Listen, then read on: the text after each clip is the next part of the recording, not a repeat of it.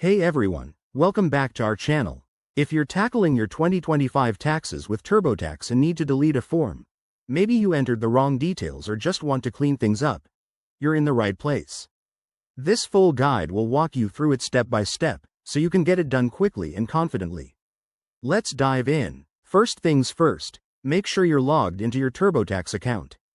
Head over to the Turbotax website or app, enter your credentials, and access your current tax return. It's super important to double-check that you're in the correct year, 2025, to avoid any mix-ups. Once you're in, navigate to the Tax Timeline, or Forms, section.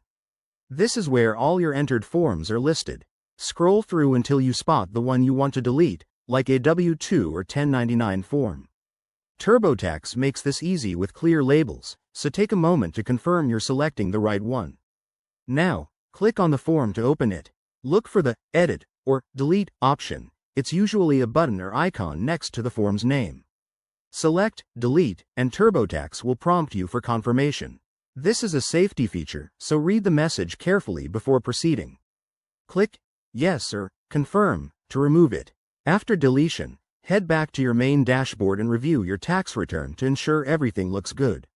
If needed, save your progress or continue editing other sections.